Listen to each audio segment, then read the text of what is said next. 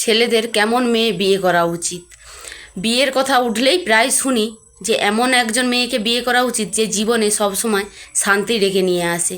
কিন্তু এই কথাটা শুনতে যতটা সহজ, কাজটা কিন্তু মোটেই অতটি সহজ নয়, পুরো গোয়েন্দাগিরির কাজ। ভালো জীবনসঙ্গী না জীবনে নিয়ে আসতে পারলে জীবন পুরো বরবাদ হয়ে যাবে আর অশান্তির ঝড় বয়ে যাবে। আর যদি কোনো ক্রমে জীবনসঙ্গী ভালো পেয়ে যান, তাহলে আপনার জীবন রবিবার সকালে লুঙ্গি পরে চা খাওয়ার মতো আরামদায়ক হয়ে কাটবে। এখন বেশি কথা না বাড়িয়ে চলুন কেমন মেয়ে বিয়ে করা উচিত বা কেন ভালো মেয়ে বিয়ে করা উচিত সেই সব নিয়েই আলোচনা করব। ভিডিওটি প্রথম থেকে শেষ পর্যন্ত দেখবেন। নাম্বার 1, বয়স ও সৌন্দর্য। সুন্দর মেয়ে কে না বিয়ে করতে চায়, সবাই চায়, কিন্তু শুধু বাইরের সৌন্দর্যটা দেখলেই হবে না, তার বয়সটাও যাচাই করে নিতে হবে। কারণ 20 থেকে 25 বছরের বাইরে যদি বয়স হয়, সেই সব মেয়েকে বিয়ে না করাই ভালো। কারণ 25 বছরের নিচে মেয়েদের জীবন অনেক সহজ হয়, তাই বিয়ের জন্য 20 থেকে 25 বছরের মেয়েই বেছে নেওয়া উচিত।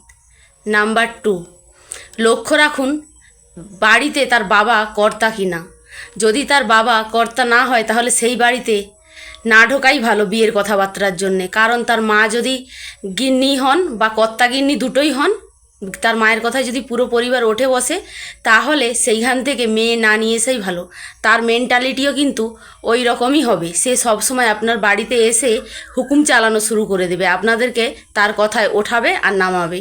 এখন আপনি বুঝতে পারবেন না, কিন্তু পরে ঠিকই বুঝতে পারবেন যে আপনি পুরো বাড়ির দারোয়ান হয়ে গেছেন আর সে পুরো কর্তা হয়ে বসে আছে। নাম্বার 3, হাইট যেন আপনার সঙ্গে মানায়। হাইট আমাদের জীবনের স্বামী স্ত্রীর মধ্যে একটি অন্যতম অংশ, সবথেকে গুরুত্বপূর্ণ অংশও বলতে পারেন। আমাদের জীবনে অনেক কিছুই মানিয়ে চলতে হয়, তার মধ্যে স্বামী স্ত্রীর উচ্চতাটাও আমাদেরকে মানিয়ে চলতে হয়। বউ যদি আপনার থেকে উচ্চতায় বা হাইটে লম্বা হয়, তাহলে ঝগড়ার সময় আপনি যদি চোখ রাঙান, তাহলে আপনাকে মই বা সিঁড়ি ব্যবহার করতে হবে তার চোখে চোখ রাখতে গিয়ে। এটা যদিও মজার ছলে বললাম, কিন্তু বউয়ের হাইট স্বামীর থেকে একটু ছোট হলেও চলবে, হাইটটা ছোট হতে হবে। নাম্বার 4, ফেসবুক প্রোফাইল দেখুন। মেয়েটিকে যাচাই করার জন্যে তার ফেসবুকে কীরকম পোস্ট বা সে কীরকম স্টোরি শেয়ার করে সেটা অবশ্যই লক্ষ্য রাখুন বা যাচাই করুন। সে যদি এরকম টাইপের কোনো পোস্ট করে যে ছেলেরা মানুষ নয়, ছেলেরা বজ্জাত বা ছেলেরা তার পছন্দই না, তাহলে সেইখান থেকে চুপচাপ বেরিয়ে আসুন বা সেইখানে সম্পর্ক গড়তে গেলে দ্বিতীয়বার ভাবুন। নাম্বার 5, রান্নাবান্নার কাজে আগ্রহী কিনা দেখুন। কারণ রান্নাবান্নার কাজে যদি আগ্রহী না হয়, সে যদি সব সময় বলতে থাকে যে রান্নাঘর আমার জায়গা নয়, আমি পাপ্পা কি পড়ি, তাহলে দ্বিতীয়বার ভাবুন। কারণ খিদের জ্বালা মনের প্রেম বোঝে না আর পরীর রূপও দেখে না। নাম্বার 6, ছেলে বেস্ট ফ্রেন্ড যদি থাকে তাহলে সতর্ক হন। কারণ আপনি আপনার জীবনে আগের থেকেই একটা ঝামেলা নিয়ে আসতে চলেছেন, তাই সম্পর্কটি গড়ার আগে মেয়েটির সঙ্গে খোলামেলাভাবে আলোচনা করুন বা সম্পর্কটাই বাদ দিয়ে দিন। নাম্বার 8, আপনি দেখুন মেয়েটি ধার্মিক কিনা, তার পূজা আরতিতে মন আছে কিনা বা ঠাকুরের প্রতি, ভগবানের প্রতি তার আস্থা আছে কিনা। কারণ সংসার জীবনে ধার্মিক মেয়ে খুব বেশি প্রয়োজন, তাই এইগুলো একটু ভালো করে যাচাই করে নেবেন আগের থেকে। নাম্বার 8, মেয়েটির কথাবার্তা লক্ষ্য করুন। দেখুন তার কথাবার্তার মধ্যে অহংকার আছে কিনা বা নারীবাদীর মতো তার সাহসী অধিকারীর কিনা। তাই যদি কোনো মেয়ের মধ্যে নারীবাদী থাকে, তাহলে কখনোই তাকে বিয়ে করবেন না। কারণ একজন নারীবাদীর সঙ্গে সংসার করার থেকে চিরকুমার হয়ে থাকা অনেক বেশি ভালো। নাম্বার 9, তার শিক্ষা আর বুদ্ধিমত্তা দেখুন। একটি কন্যার শিক্ষাগত যোগ্যতা থাকা খুবই জরুরি, কিন্তু শুধু তার শিক্ষাগত যোগ্যতা দিয়ে তার কিন্তু জীবনে চলা সম্ভব নয়।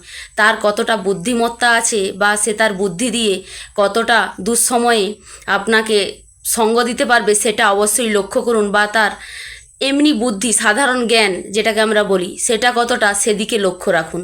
তাহলেই বুঝতে পারবেন মেয়েটি কতটা জ্ঞানী বা কতটা শিক্ষিত, শুধু বইয়ের শিক্ষাই শিক্ষিত নয়। নাম্বার 10, প্রাণবন্ত হাসি। দেখুন তো মেয়েটির হাসির মধ্যে প্রাণবন্ততা উছলে পড়ছে কিনা বা তার হাসির মধ্যে মুগ্ধতা আছে কিনা। যদি তার হাসির মধ্যে মুগ্ধতা খুঁজে পান, যা বাচ্চা ছেলের হাসিকেও হার মানায়, তাহলেই আপনি বুঝতে পারবেন যে সেই মেয়েটির মনে কোনো পাপ নেই, কারণ একটা মানুষের হাসি হচ্ছে তার মনের জানালা। তাই নির্দ্বিধায় সেই মেয়েটিকে জীবনসঙ্গী হিসাবে বেছে নিন। বিয়ে শুধু একটা সামাজিক সম্পর্ক নয়, বিয়ে হলো এক আত্মার বন্ধন। তাই এমন কাউকে জীবনসঙ্গী হিসাবে বাছুন যার সঙ্গে ঝগড়া হলেও আবার একসঙ্গে হাসি মুখে ঘুমাতে যেতে পারেন। যাকে না দেখলে আপনার একটা দিনও পার হতে চাইবে না, তাকেই বিয়ে করুন। যার সঙ্গে জীবনের সব হাসি খুশি আপনি নিমিষে পার করে দিতে পারবেন নির্দ্বিধায়, তাকেই বিয়ে করুন। কারণ বিয়ে হলো দুটো মানুষের আত্মার বন্ধন। তাই সেই বন্ধনটিকে শক্ত করে জড়িয়ে ধরে রাখুন। যেখানে ভালোবাসা থাকবে সেখানে ঝগড়া হবে। ঝগড়া শুরু হবে আমি কিছু খাবো না বলে, আর ঝগড়া শেষ হবে চলো আজকে দুজনে মিলে গিয়ে বিরিয়ানি খেয়ে আসি, একটু বাহির থেকে ঘুরে আসি। তাই বিয়েটা একটু ভেবেচিন্তে করুন। আর যদি ভুল মেয়েকে পছন্দ করেন তাহলে বলার জন্য প্রস্তুত থাকুন, হায় রে আমার জীবন সব শেষ হয়ে গেল।